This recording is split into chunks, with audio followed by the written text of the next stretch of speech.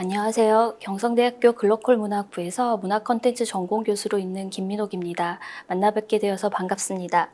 2024년 전통기록문화 창작 컨퍼런스에 함께하게 돼서 기쁘고 또 설레이기도 합니다. 특히 저는 2014년부터 2019년까지 한국국학진흥원에서 근무하면서 지금 개최하고 있는 이 컨퍼런스와 그리고 한국국학진흥원의 공모전을 담당하는 연구원으로서 근무했기에 저의 이번 발표가 조금은 더 뜻깊습니다. 이런 기회를 주셔서 다시 한번 감사드립니다. 그럼 제 발표를 시작해 보도록 하겠습니다. 네, 저의 발표는 다음과 같은 순서로 진행될 건데요. 첫 번째로 그 공모전이 전반적인 현황에 대해서 좀 살펴보도록 하고요. 그 다음에는 전통 소재를 활용하는 공모전이 어떻게 진행되고 있고 어떠한 현황으로 구성되어 있는지 좀 알아보도록 하고요. 다음으로는 이제 제가 그 담당했었던 스토리 테마파크 를 중심으로 한 전통 소재 창작 공모전에 대해서 좀 살펴보도록 할 건데, 이 공모전이 특히나 교육형 공모전으로 진행이 됐었는데 그 의미와 전망에 대해서 조금 같이 살펴보려고 합니다. 마지막으로 이러한 공모전들이 기존의 어떤 기관이나 주체 혹은 홍보를 중심으로 한 그런 형식으로 이루어졌었는데, 이것들이 K 컨텐츠의 창작 동력으로 활용될 수 있도록 하는 그 방향성과 가능성을 한번 짚어보려고 합니다. 네. 공모전은 대략 2015년부터 2023년도까지의 그 현황을 조금 한번 다음과 같이 살펴봤는데요. 이 자료들은 그 공모전의 대표적인 정보 포털 사이트인 싱굿에 있는 자료를 활용해서 재구성했고요. 보시는 바와 같이 2015년부터 2019년도까지의 공모전의 그 개수는 약 2,000개에서 3,000개 사이로 나타나는 걸 볼 수 있습니다. 반면에 2020년 이후로 아주 급속하게 공모전의 개수가 증가하는데요. 이 현황들을 보면 크게 한 4가지 이유로 살펴볼 수 있을 것 같습니다. 첫 번째는 대면 활동이 제한되었던 팬데믹 기간에 공모전이 굉장히 폭발적으로 증가를 하게 되는데요. 2019년도까지 2에서 3,000개의 공모전에 불과했던 것들이 2020년 이후에는 약 1만 여 개의 공모전으로 개최되고 있는 것을 보실 수 있고요. 또 하나 여기서 좀 특이한 점들은 2020년도 이후의 공모전들이 대체로 지방자치단체나 비영리 단체나 이런 재단에서 많이 개최되는 공모전이 크게 증가하고 있다는 사실입니다. 이러한 것들은 뒤에서 조금 더 자세하게 살펴보겠지만 시민 참여형, 그리고 국민 주도형 이러한 부분들로 이제 정책 기조라든지 방향성이 많이 바뀌면서 크게 증가한 것으로 나타나고 있습니다. 이와 함께 방금 말씀드렸던 그 국민 참여형 정책 혹은 컨텐츠 개발을 지향하면서 이런 정책 및 아이디어 공모 분야에서 정책 및 아이디어 공모가 굉장히 활발하게 진행되고 있는 게 나타났고요. 또 하나 마지막으로는 세계적으로 K 컨텐츠의 위상이 높아지면서 창작 및 컨텐츠 개발 지원 공모전도 증가하고 있다는 사실을 좀 확인해 볼 수 있었습니다. 이러한 공모전의 변화 추이를 크게 2015년도와 2022년도의 공모전을 비교해서 살펴보면 좀 다음과 같이 살펴볼 수 있을 것 같은데요. 2015년 공모전 같은 경우에는 총 2,816건이 개최되어 있는데, 이 중에서 여기서 보시는 바와 같이 학교나 재단협회에서 개최한 공모전이 상당히 많았고, 중소벤처기업에서 개최한 공모전이 그 다음 순을 차지하는 것을 보실 수 있습니다. 반면에 2022년도의 공모전에서는 14,406건의 공모전이 개최됐는데, 이 중에서 지방자치단체에서 개최한 공모전들이 상당히 많은 수로 퍼센테이지를 차지하는 것을 알 수 있는데요. 그 중에서 14,406건 중에서 2,703건이 지방자치단체가 개최한 공모전으로 가장 많은 분포를 차지했습니다. 학교 및 재단 및 공모전 2015년에 가장 많이 차지했던 그 퍼센테이지의 그 공모전, 주최 공모전도 2,418건으로 크게 증가는 했으나 이제 앞에서 설명드린 바와 같이 지방자치단체에서 주최한 공모전들이 크게 증가했다라는 것을 이 도표를 통해서도 저희가 확인해 볼 수 있었습니다. 그리고 2015년도와 2022년도에 공모전을 조금 그 공모 분야별로 조금 비교를 해보면 다음과 같이 볼 수 있을 것 같은데요. 보시는 바와 같이 약 개최 분야는 크게 달라진 점은 많지 않습니다. 약 20여 개의 개최 분야로 좀 크게 볼 수 있는데요. 예를 들면 컨텐츠 분야로서는 캐릭터 만화, 전시 페스티벌, 광고 마케팅, 영상 컨텐츠, 그리고 게임 소프트웨어, 그리고 네이밍이나 슬로건을 만들어내는 공모전이라든지 혹은 사진, 그리고 영상 공모전, 디자인 공모전, 기획 아이디어 공모전, 그리고 대외 활동 공모전 크게 이런 종류로 나누어 볼 수 있을 것 같습니다. 2015년도의 분포도를 보면 대체로 고르게 그 기획 아이디어 공모전이라든지 디자인, 광고 마케팅, 영상 공모전들이 상위권에 랭크되어 있는 것을 보실 수 있고요. 반면에 2022년도 같은 경우에는 상당히 대외 활동 공모전이 굉장히 큰 폭으로 앞서서 이제 큰 폭으로 증가했고 기존에 없었던 공모전의 영역으로 보실 수 있는데요. 이 부분들은 앞에서 말씀드렸던 그 개최 주체가 지방자치 단체가 크게 늘어나면서 연결된다고 볼 수 있겠습니다. 즉 2020여 년도에 대외 활동이 크게 증가한 것은 어떠한 지자체가 활동하는 어떤 행사라든지 새로운 어떠한 정책이라든지 이런 것들의 서포터즈라든지 혹은 홍보를 위한 홍보 마케팅이라든지 이런 것들을 활동할 수 있는 혹은 알릴 수 있는 그런 사람들을 그런 대상들을 모집하고 그런 활동 주체들로서 활동할 수 있는 그런 홍보 역할을 수행할 수 있도록 하는 그러한 공모가 크게 증가하면서 저런 분포도를 나타내는 것으로 저희가 파악해 볼 수 있었습니다. 이러한 부분들을 크게 가장 많이 증가했던 공모전은 2020년도와 2023년도에 그래서 그런 공모전들의 트렌드를 크게 10가지의 특징으로 조금 나누어 살펴볼 수 있는데요. 첫 번째로는 숏폼 영상 콘텐츠가 강세를 보였다는 점입니다. 틱톡이나 릴스 등 숏폼 플랫폼이 대세로 자리 잡으면서 그 숏폼 영상 콘텐츠들이 강세를 보였습니다.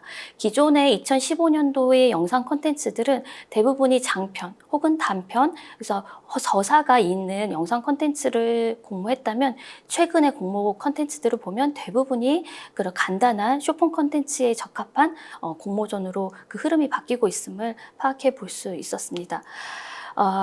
그리고 대부분이 30초에서 이제 1분 내외 아주 짧은 콘텐츠였고요. 대체적으로 현재까지도 가장 인기 있는 그 공모전으로는 광주광역시에서 열리는 젠더 폭력 방지 60초 영상 공모전이라든지 혹은 한국경제신문에서 개최하고 있는 29초 영화제라든지 그리고 문화체육관광부에서 저작권 보호원과 함께 진행하고 있는 짤막 영상 공모전이 대표적인 그 숏폼 콘텐츠라고 볼 수 있을 것 같습니다. 앞에서도 말씀드렸듯이 지자체는 공모전을 하지 않는 지자체가 없을 정도로 지자체의 공모전 전성시대라고 보실 수 있을 것 같고요. 크고 작은 마을 단위, 지자체 단체 단위에서도 많은 공모전이 지금 진행되고 있습니다. 지금은 올해 들어서 많이 그 메타버스에 대한 인기라든지 관심도가 많이 떨어지긴 했으나 2022년도, 2023년도에는 메타버스를 결합한 아이디어 공모전이 굉장히 좀 성행을 했었습니다. 그리고 창업 공모전은 꾸준히 인기가 이어지고 있고요. 그래서 창업과 관련돼서 우리 사회에서의 직업이라든지 일자리 창출이 매우 큰 화두이다 보니 창업 공모전도 꾸준히 인기를 얻고 있습니다. 이어서 그 공모 분야 1위를 차지했었던 대외 활동, 즉 서포터즈의 공모가 가장 이제 인기 있는 분야였고 앞으로도 이 서포터즈를 활용을 한 어떤 지자체 혹은 기관들의 홍보 전략이라든 방법론에서는 이러한 활동들이 많이 이루어질 것으로 생각이 되어집니다. 앞에서도 보셨듯이 이와 함께 공모전이 다양한 형태로 증가하고 있습니다. 그리고 또 한 측면에서는 이제 세계적으로 한국 문화 콘텐츠가 큰 위상을 이제 갖게 되면서 K 콘텐츠와 관련된 창작 공모전도 굉장히 증가를 하고 있는 것으로 알 수 있었습니다. 그래서 기존에는 아이디어를 중심으로 한 기획 공모전, 즉 컨텐츠에 대한 아이디어를 중심으로 한 기획 공모전이 많았다면 지금은 실용적으로 실제 창작하고 활용하고 사용할 수 있는 그런 앱이라든지 앱 플랫폼을 개발한다든지 이러한 공모전들로 그 분야도 많이 다양해지고 있습니다. 또 하나는 그 가장 이제 공모전을 참여하는 학생들이라든지 사람들에게 있어서 공모전은 공모 결과에 대한 어떠한 이제 피드백 혹은 특전 이런 것들이 필요로 할 텐데 이제 공모전에서 그 공모전에 당선이 되거나 수상을 했을 경우에 채용의 특전을 주는 공모전들이 아직은 미비하지만 조금씩 늘어나고 있는 추세입니다. 그래서 현 2022년도에 개최된 공모전 중에서 특전이 주어진 공모전은 589건으로 사실은 매우 적은 수치입니다. 이 중에서도 정직원으로 채용된 건수는 83건에 불과합니다. 그래서 만여 건이 넘는 공모전 중에서 500여 건은 굉장히 미비한 숫자이긴 하지만 공모전이 이렇게 많이 열린다면 그에 따른 좀 더 디테일하고 좀 더 다양한 어떤 특전이라든지 이런 여건들이 마련되어지면 좋겠다라는 생각이 듭니다. 또 하나는 공모전이 다양해진 만큼 그만큼의 또한 그 시상금도 굉장히 많이 높아졌는데요. 대학생 공모전들의 기존의 평균 시상금 같은 경우에는 아까 말씀드렸던 2015년부터 2020년도까지는 대체로 공모전의 평균 시상금은 300에서 500만 원 사이였습니다. 반면에 최근에 공모전, 즉 대학생들을 대상으로 하는 공모전은 평균 1000에서 3000만 원 사이에 있다고 합니다. 그리고 1등을 수상한 친구 같은 경우에는 보통 1000만 원의 공모전을 주는 그런 공모전도 다수 등장하고 있다고 합니다. 이제 공모전 시상금이 높아지면 높아질수록 그만큼 수준 높은 공모전들이 진행되고 있고 그만큼 우수한 그 결과물로 만들어지고 있다는 것을 반증하고 있는 것으로 볼 수도 있을 것 같습니다. 또 하나 지금 이 만여 개의 공모전들은 대체로 그 대국민 공모전이 되게 많습니다. 뭐 연령이라든지 나이 그리고 남녀라든지 이런 부분들의 제한이 없는 대국민 공모전으로 많이 개최되고 있습니다. 지금 이제 팬데믹 이후에 급속하게 증가한 공모전들의 그러한 트렌드나 현황들을 간단하게 살펴봤는데요. 어떻게 보면 많은 지자체뿐만 아니라 기관들 혹은 또 기업들 그리고 중소기업들, 다양한 업체들에서 공모전을 통해서 소통하고 교류하는 시대로 변화하고 있다는 것을 조금은 큰 틀에서 한번 살펴볼 수 있었던 것 같고요. 그리고 2010년도에 학교나 재단, 중소벤처기업의 주최 공모전이 2020년도에서는 지자체나 공공기관 이라는 이런 공적 영역에서 훨씬 더 많이 개최되고 있다는 사실도 이제 이러한 변화 추이를 통해서 좀 저희가 살펴볼 수 있었습니다. 자, 그리고 저희가 이제 문화 콘텐츠, 즉 전통 소재를 활용한 콘텐츠를 중심으로 한 공모전의 현황을 조금 더 집중적으로 살펴보면 2020년도에 문화 콘텐츠 공모전으로 문화 콘텐츠라는 범주를 조금 좁혀서 앞에 보시는 영상, 웹툰, 게임, 앱 등의 이런 부분으로 조금 좁혀서 봤을 때는 약 517건의 공모전이 개최된 것으로 파악이 되는데요. 세계적으로 한국의 대중문화 콘텐츠의 인기 그리고 공모전 역시 실용 창작이나 콘텐츠 기획 제작 공모전이 굉장히 활발하게 진행되고 있는 것을 알 수 있었고 이러한 공모전들 중에서는 대체로 1천만 원 이하의 공모전이 대다수인 것을 확인해 볼 수 있었습니다. 모집 대상들을 보면 일반인 대상이 가장 많았고요. 대학생 및 대학원생을 대상으로 하는 게 그 다음 46건으로 살펴볼 수 있었습니다. 상금 규모도 1천만 원 이하가 236건 정도 해당이 되고요. 그 다음에 1천만에서 3천만 원 공모전이 75건 정도 되었습니다.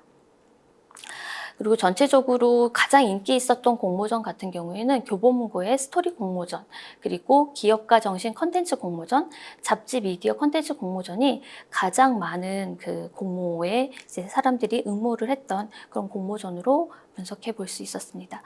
지금까지 대략적으로 공모전에 지금 국내에서 개최되고 있는 공모전의 어떤 현황과 그런 특징들을 간단하게 살펴봤고요. 이러한 그 흐름 안에서 저희가 살펴볼 전통 소재 활용 공모전은 어떤 것들이 있고 어떠한 배경에서 전통 소재 활용 공모전들은 지금 개최되고 있는지 살펴보도록 하겠습니다. 네, 전통 소재 활용 공모전의 배경과 현황인데요. 크게 한 3가지 정도의 그 특징들이 있을 것 같습니다. 첫 번째로는 주요 역사 기관들이 2000년대 이후 소장하고 있는 기록 자료들을 데이터베이스화하기 시작했고, 그런 DB 구축했던 것들을 대국민 서비스를 시작했습니다. 대표적으로 국사편찬위원회나 동북아 역사재단, 서울대학교 규장과 한국고전번역원, 한국국학진흥원 등이 전통 기록 자료들을 이제 아카이브하고 번역하고, 그래서 그것들이 원래는 역사학자라든지 일부 전문가들에게 의해서 수용되고 소비되었던 것들을 이제 데이터베이스로 구축하면서 국민들이 이것들을 수용하고 활용할 수 있도록 하는 서비스가 시작이 됩니다. 그런데 이제 이러한 부분들이 아직 국민들에게 많이 알려지지 않았고, 그다음 이런 자료를 어떻게 활용해야 될지 모르는 이제 부분이 많았기 때문에, 이런 부분에 대해서 공모전이라든지 다양한 컨퍼런스라든지 이런 것들을 개최하면서 5개의 주요 이제 역사 기관들은 이런 것들을 2014년도에 전통 창작 소재 공동 제공 협의체를 구성하고 컨퍼런스를 개최하면서 이러한 자료들이 있고 이러한 소재들이 있으니 이제 전문 창작자들에게 먼저 알리는 이런 작업들을 시작하게 됩니다. 왜냐하면 이러한 창작자들이 소재들을 보고 그것들을 문화산업으로 연결할 수 있는 굉장히 중요한 매개적인 역할을 한다고 생각을 했기 때문에, 이제 이러한 작업들을 시작을 하면서 전통 소재에 대한 아카이브와 아카이브된 사이트, 그것들을 알리는 작업, 이런 것들이 사실은 이런 공모전의 배경이 됐던 첫 번째 이유라고 생각이 들고요. 두 번째 이유는 1990년대 이후로 급속한 미디어 환경의 변화와 그리고 문화산업을 중심으로 한 부가가치 창출에 많은 관심들을 갖게 됩니다. 특히나 자국이 가지고 있는 문화적 어떠한 개성이라든지 고유성이 담긴 소재를 활용한 문화 콘텐츠 산업은 예를 들면 잘 아시는 해리포터라든지 반지의 제왕이라든지 혹은 지브리 스튜디오에서 지금 만들어내고 있는 일본의 애니메이션이라든지 이런 것은 다 그 나라가 가지고 있는 오래된 역사와 설화 혹은 요괴학 이런 것들을 배경으로 만들어졌기 때문에 우리나라에서도 이제 그러한 문화적 개성과 특성을 담는 문화 콘텐츠를 만들어내는 것에 집중하게 되었습니다. 사실 94년도에 주라기 공원 영화 한 편이 85,000달러라는 수익을 창출했고, 이는 당시에 현대자동차의 150만 대의 판매량과 같은 수치였습니다. 이에 따라서 한국도 90년대 후반 이후 본격적으로 문화산업에 이제 많은 이제 관심을 갖고 집중적으로 육성을 하기 시작했고요. 그와 함께 우리 문화가 가지고 있는 문화 원형들 그리고 문화적 소재들을 아카이브하는 사업이 시작됐고, 그 대표적인 게 한국컨텐츠진흥원에서 만들었던 우리문화 원형 사업과 그것들이 아카이브 되어 있는 문화컨텐츠닷컴이었습니다. 이후에는 컬처링이라고 하는 사이트를 통해서 서비스가 되었었는데요. 몇 년 전에 이 서비스가 지금 현재는 중단된 상태입니다. 그래서 이러한 작업들을 통해서 한국의 어떤 문화적 요소라든지 전통 생활 양식이라든지 이야기들이 다양한 창작 소재로서 구축되고, 이것들이 게임이나 다양한 영화, 음악, 만화 등 다양한 문화 산업 영역에서 활용될 수 있도록 하는 것을 목표로 이제 소재 발굴들이라든지 활용들이 있었고, 이러한 맥락에서도 지금 저희가 살펴보려고 하는 공모전이 만들어지게 된 배경이라고 볼 수 있을 것 같습니다. 마지막으로 그 전통 소재 활용 공모전의 배경이 됐던 3번째 배경은 미디어 환경의 변화입니다. 그래서 콘텐츠의 생산과 소통 방식이 크게 변화했는데요. 즉 디지털에 의한 가상 세계가 등장을 하면서 인간의 커뮤니케이션 방식에 발달시키고 특히나 상호작용을 통한 소통에 크게 변화가 있었습니다. 즉 소셜 미디어의 를 통해서 이렇게 이제 인터넷이 등장을 하고 PC라든지 개인을 넘어서서 스마트폰이라고는 개인의 디바이스, 개인이 정보를 생산하고 처리할 수 있는 이 디바이스가 개인들이 이제 소유하게 되면서 이런 개인들이 생산한 컨텐츠 혹은 타인이 생산한 컨텐츠를 유통하고 소비하는 이러한 다양한 컨텐츠 플랫폼들이 만들어지고 그 안에 컨텐츠를 올리고 누구라도 소비할 수 있는 이러한 디바이스, 개인이 디바이스를 소유하게 되고 그 디바이스와 디바이스가 네트워크로 연결되고 다양한 컨텐츠들이 하나의 플랫폼을 통해서 공유되고 그 플랫폼 안에 컨텐츠들은 저 디바이스를 소유하고 있는 누구든지 생산해낼 수 있는 이러한 미디어 환경 변화는 다양한 공모전, 즉 컨텐츠를 제작하고 활용하고 서비스할 수 있는 그런 다양한 공모전들을 개최할 수 있는 배경으로 꼽아볼 수 있을 것 같습니다. 자, 그렇다면 이러한 그 세 가지의 그 공모전의 역사 소재 활용 공모전의 배경에 관련해서 주요 역사기관들의 공모전은 어떤 것들이 있는지 좀 살펴보도록 하겠습니다. 국사편찬위원회 같은 경우에는 대표적으로 한국사 데이터베이스를 구축하고 서비스하고 있는데요. 여기에서는 국사편찬위원회에서는 우리 역사 바로 알기 대회를 주최하고 있고 또 전국 향토문화 공모전을 후원하고 있습니다. 동북아 역사재단 같은 경우에는 동북아 역사의 인식 차이로 생기는 대립과 갈등을 슬기롭게 극복하고 한국사를 넘어서서 주변 국가의 관계를 도모할 수 있는 역사 데이터베이스를 구축하고 동북아 역사넷을 통해서 서비스하고 있는데요. 여기서는 그래서 동북아 역사재단에서 발간하고 있는 총서를 읽고 독후감을 이제 제출하는 그런 공모전을 2019년부터 개최하고 있었고, 그리고 이제 글로벌한 어떤 역사를 바로잡고자 하는 그런 운동인 방크와 글로벌 역사 외교 대사들을 이제 모집하고 공모해서 활동하는 그런 것들을 이제 진행하고 있습니다.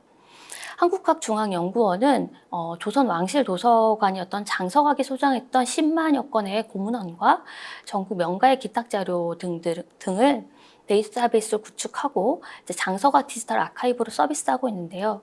여기 같은 경우에도 이제 서평 공모전을 이제 개최하고 있고, 그리고 한국 바로 알기 주인공 에세이 공모전도 개최하고 있고, 또 하나 최근에는 2014년부터는 이제 K 스토리 기자단을 모집해서 서포터즈를 운영하고 있습니다. 지금 보시는 이 세 개 기관은 사실 이제 역사 연구 기관이고 교육 기관으로서의 역할이 더 강하기 때문에 컨텐츠를 활용하거나 혹은 창작하는 그런 공모전이기보다는 역사를 바로 알고 바로 잡는, 그리고 활용하는, 그러니까 지식과 정보를 조금 더 정확하게 전달하는 것에 좀 더 포커스를 맞추고 있는 공모전이라고 파악해 볼 수 있겠습니다. 반면에 이제 한국고전번역원과 한국국학진흥원 같은 경우에는 앞서 살펴본 세 기관과는 좀 다르게 조금 더 활용적이고 또 창작적인 어떤 공모전을 개최하고 있는데요. 특히나 한국고전번역원 같은 경우에는 2010년부터 역사기관 중에서는 가장 빠르게 공모전을 개최해 오고 있습니다. 한국고전번역원은 한국고전 종합 DB 활용 공모전을 2010년부터 현재까지 개최하고 있고, 최근 2년 전부터 쇼폰 컨텐츠를 집중적으로 공모 분야로 활용을 하고 있습니다. 한국국학진흥원은 앞서 지금 이제 살펴봤던 네 개의 기관하고는 다르게 문화체육관광부 소속 기관입니다. 때문에 전통문화에 대한 연구 및 뿐만 아니라 지능을 담당하는 기관으로서 전통 기록 자료를 일반인들도 쉽게 이해하고 이용할 수 있도록 하는 전통문화 콘텐츠를 제공하는데 다른 기관보다는 굉장히 집중하고 있습니다. 그것 때문에 전통문화 공모전도 굉장히 좀 다양하고 조금은 다른 방향으로 진행하고 있는 것을 알 수 있는데요. 이제 3장에서 이 전통기록문화 활용 대학생 콘텐츠 공모전을 중심으로 전통 소재 활용 공모전에 어떠한 특징과 나아갈 방향에 대해서 좀 더 같이 생각해 보도록 하겠습니다. 앞에서 잠깐 한국국학진흥원에서 진행하고 있는 전통 소재 활용 대학생 공모전 같은 경우에는 조선시대 여기서 보시는 스토리 테마 파크라고 하는 조선시대의 일기 자료의 이야기들을 소재로 구축되어 있는 이 사이트의 이야기 소재들을 주로 활용하는 그런 공모전이라고 볼 수 있습니다. 그래서 조선시대의 민간에서 편찬된 일기류를 구격하고 가공해서 다양한 문화 산업에서 활용을 목적으로 이제 구축되어 있는 사이트인데요. 그래서 이러한 이 사이트를 통해서 다양한 소재들을 훨씬 더 창작자들이, 대학생들이 쉽게 접하고 그것들을 본인들의 아이디어 그리고 현재 어떤 소통할 수 있는 방식으로 가공하는 그런 것들이 이 공모전에서의 어떤 핵심이라고 볼 수 있을 것 같습니다. 자, 이 공모전은 그런데 다분히 그냥 이루어지는 것이 아니었고요. 이제 이 스토리 테마파크라고 하는 이 사이트를 사실은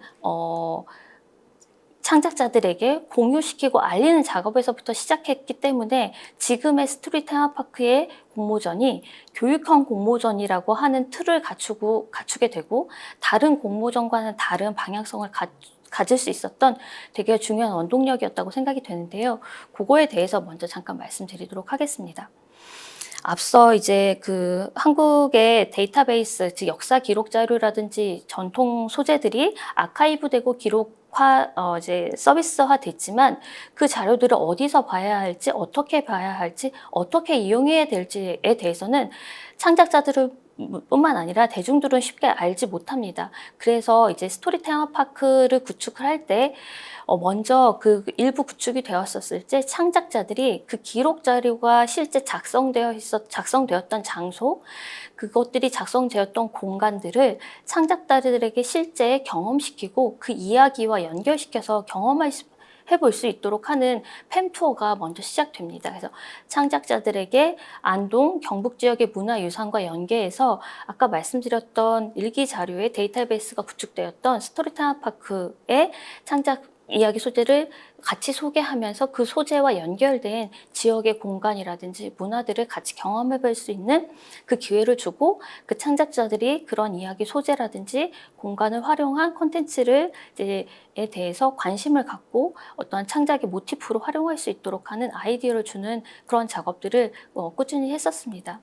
이와 함께 매달 그 이야기 소재와 관련돼서 새로운 또 주제를 선정해서 그 주제에 맞는 소재를 추출하고 그것들 창작자들에게 보내고 그 소재들을 활용한 창작자들이 그 소재를 보고 또 뭐 웹툰을 그린다든지 또한 소설을 써주는 방식으로 끊임없이 연결을 시키면서 이 소재들이 이러한 소재들이 있고 이런 것들을 어떻게 창작할 수 있는지에 대한 아이디어를 끊임없이 실험을 통해서 진행해 왔습니다.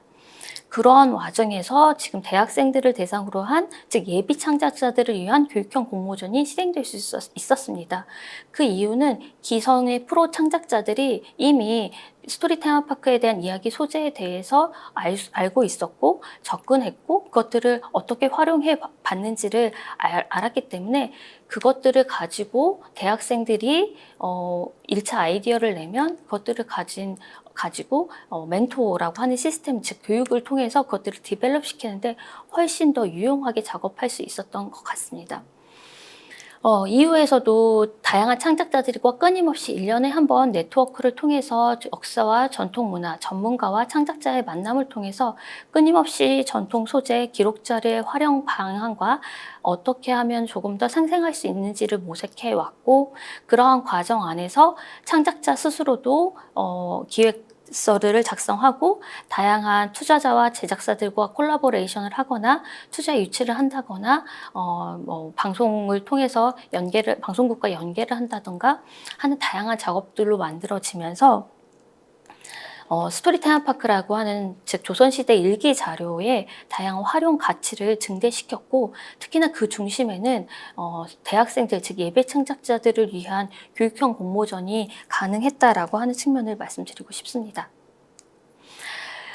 이 교육형 공모전이 가능했었던 이유를 방금 말씀드렸던 그 기존의 프로 창작자들이 먼저 이 스토리 테마파크와 연결된, 즉 조선시대 일기 자료들과 일기 자료의 어떤 가치라든지 의미들의 활용 가능성들을 경험해 봤기 때문에 가능하다고 말씀드렸었는데, 이제 새로운 어떤 문화 콘텐츠를 창출하기 위해서는 어떤 이야기의 소재 파악이 굉장히 중요하고요. 그 소재를 게임으로 넣을지, 드라마로 만들지, 영화로 만들지에 대한 매체에 대한 이야기, 그리고 이야기를 사람들에게, 오늘날의 현대인들에게 어떠한 공감과 감성과 상상을 불어넣을 수 있는지에 대한 어떤 스토리텔러로서의 능력도 되게 중요한데요.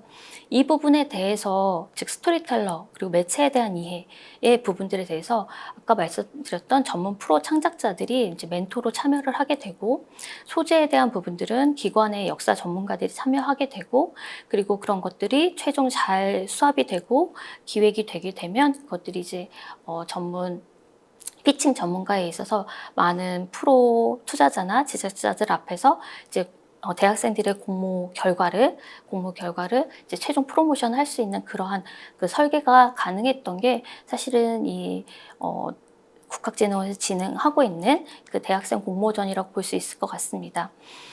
그래서 이 대학생 공모전은 여러분들 잘 아시겠지만 1차 이제 대학생들이 1차 아이디어를 제안을 하면 서류 심사를 거쳐서 2차 면접을 거치고, 면접에서 최종 8팀이 이제 선정이 되게 되면 지금 보시는 바와 같은 이러한 멘토링을 5개월 동안 받게 되고, 그 멘토링의 결과를 최종 이제 피칭을 통해서 많은 투자자와 제작자들 앞에서 프로모션하는 형태로 진행되고 있는 것으로 알고 있습니다.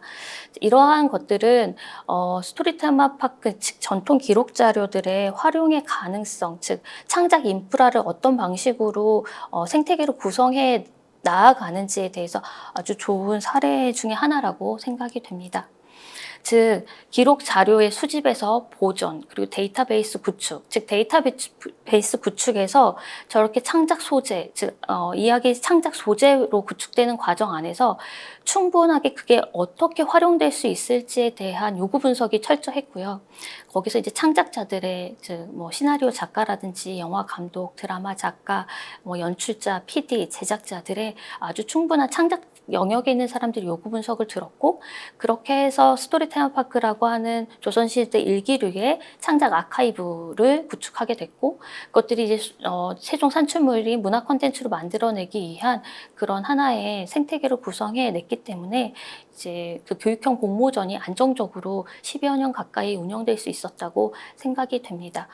그래서 처음부터 기록 자료의 특성에 맞는 DB 설계 및 창작 방향을 제시하고 활용 및 창작으로 연결될 수 있도록 하는 순환 구조의 모델을 만드는 것이 중요하고, 스토리 테마파크를 통해서 일기류를 활용 콘텐츠의 생산, 유통, 소비, 창작의 이러한 새로운 플랫폼 구축도 이제 필요로 하다고 생각이 들고요. 또 하나는 전통 소재, 역사 소재는 말 그대로 일반인들이라든지 대중들, 특히 창작자들도 쉽게 그 맥락 정보를 알아내긴 쉽지 않습니다. 때문에 전통 소재 활용 공모전에서는 교육이라고 하는 부분들이 굉장히 선행되어야 된다고 생각합니다. 그래서 교육과 체험과 창작의 환경 조성 및 프로그램이 조금 더 다양하게 이제 활발하게 만들어지면 좋겠다라는 생각이 들었습니다. 그래서 기존에 지금 앞서 살펴봤던 많은 국내에서 개최되고 있는 공모전들이 대부분이 홍보라든지 이제 아이디어 중심의 공모전이 많은데요. 이것들이 그 K 콘텐츠의 창작 동력으로 활용되기 위해서는 크게 한 3가지 정도의 그 이제 방향성들이 있으면 어떨까라는 제안을 해봅니다. 그래서 단순한 홍보 및 일회성 이벤트 공모전에서 전통 소재에 대한 이해를 토대로 한 지속 가능한 공모전이 이제 이루어져야 된다고 생각합니다. 앞서 잠깐 말씀드렸던 것처럼 전통 소재 혹은 역사적 기록물들은 쉽게 이해되거나 연결된 맥락의 이야기들을 찾기란 쉽지 않습니다. 때문에 이러한 다양한 맥락 정보가 꾸준히 제공이 되고, 또 하나 다양한 교육 프로그램들이 같이 병행되어야 할 필요성이 있다고 생각을 하고요. 두 번째로는 기획 및 아이디어 공모전에 조금 더 구체화된 창작 방안 혹은 서비스 방안이 필요로 하다고 생각합니다. 한국국가진흥원에서 개최한 창작 콘텐츠 공모전 같은 경우에도 최근에는 이제 기획을 중심으로 한 그 이제 창작 실행을 고려한 기획서, 기획물이긴 하지만 그 창작 결과물들이 대체로 시상이 끝나게 되면 저희 이제 그 플랫폼에만 구축되어 있을 뿐 많은 부분 활용이 되거나 아직 대중적으로에게 직접적인 닿는 데까지는 아직은 많은 시간이 좀 필요하다라고 생각이 듭니다. 그런데 이것들이 조금 더 다양한 방식으로 창작 콘텐츠가 서비스 될 수 있는 방안들이 조금 더 찾아지면 좋겠다라는 생각이 들고요. 그리고 미디어의 발달로 앞으로는 이제 AI라든지 다양한 창작 도구나 툴들이 만들어짐으로써 이 공모전의 창작 혹은 제작이 조금 더 용이해지고 쉬워질 수 있다고 생각합니다. 그러면 그럴수록 그 공모전에 대한 설계가 조금 더 디테일해져야 되고, 그리고 그만큼 조금 더 소재에 대한 조금 더 깊이 있는 탐구와 새로운 그 이야기, 공감을 할 수 있는 지점들을 찾아내는 게 더 중요하지 않을까라고 생각합니다. 세 번째로는 한국적 소재와 전통에서 벗어나서 세계의 문화와 접점을 만들어내갈 수 있는 공모전으로 좀 확장되면 좋겠다라는 생각을 합니다. 현재 국내 외국인 유학생은 막 18만 1,842명으로 약 20만 명에 육박합니다.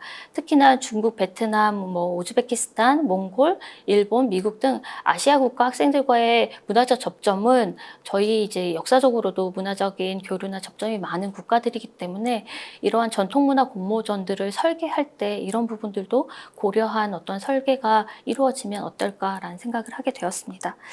네, 제가 준비한 내용은 대략 여기까지입니다. 그래서 앞으로 지금 이제 우리 주요 역사기관들에서 만들어내고 있는 공모전들인데요. 이러한 공모전들이 다분히 이제 어떠한 것들을 사이트를 알리거나 기관을 홍보하는 것을 넘어서서 실제로 K 컨텐츠를 만들어내는 어떠한 창작의 중요한 원동력이 될 수 있는 공모전으로 발전되기를 바랍니다. 네, 감사합니다.